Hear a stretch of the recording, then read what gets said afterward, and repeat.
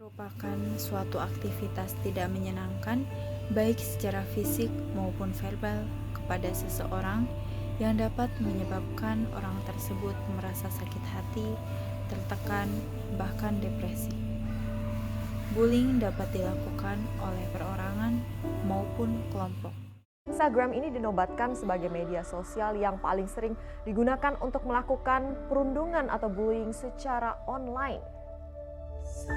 Cyberbullying termasuk kepada cybercrime. Adapun ciri-ciri khusus dari kejahatan ini antara lain: 1. Tidak ada kekerasan fisik, non-violence. 2.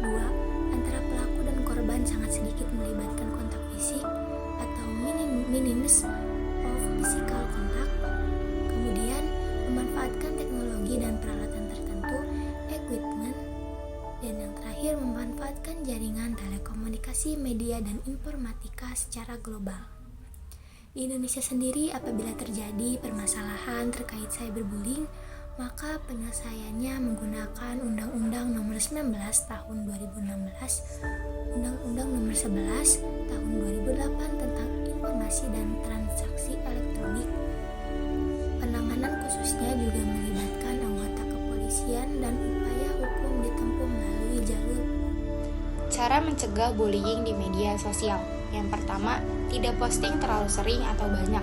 Kedua, hindari konten postingan yang aneh. Ketiga, pintar-pintar memilih teman di sosial media. Keempat, tidak terpancing untuk melawannya. Cara mencegah bullying bisa dimulai dengan tetap bersikap tenang dan sabar tanpa terpancing untuk melakukan perlawanan. Yang kelima, jangan menunjukkan sikap takut atau sedih. Jika kamu terus berkonsisten menunjukkan sikap seperti ini, maka pelaku bully lama-kelamaan akan mundur karena takut.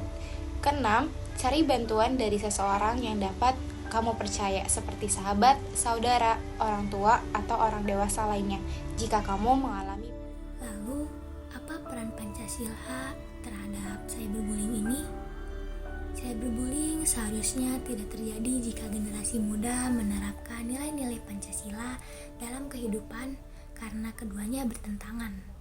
Dapat dikatakan perilaku yang bertentangan dengan Pancasila merupakan perilaku yang tidak baik dan tidak benar. Karena dalam sila pertama hingga kelima, sebagai bangsa Indonesia kita diharuskan untuk mencintai dan mengasihi sesama, menerima berbagai perbedaan, bersatu sebagai satu bangsa dan tanah air, saling menghargai dan tidak mengintimidasi orang lain. Oleh karena itulah generasi muda perlu kembali kepada Pancasila untuk membentengi diri dari bersikap buruk dalam berbagai aspek. Dari bullying bagi korban. Yang pertama, timbul rasa takut, stres, cemas, hingga depresi berlebihan. Kedua, timbul keinginan untuk bunuh diri atau melukai diri sendiri. Ketiga, kesulitan tidur, nafsu makan menurun, suasana hati tidak stabil, dan tidak berdaya.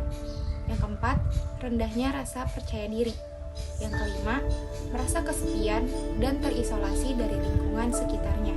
Dan yang terakhir, korban bullying cenderung sulit terbuka apalagi percaya kepada orang lain.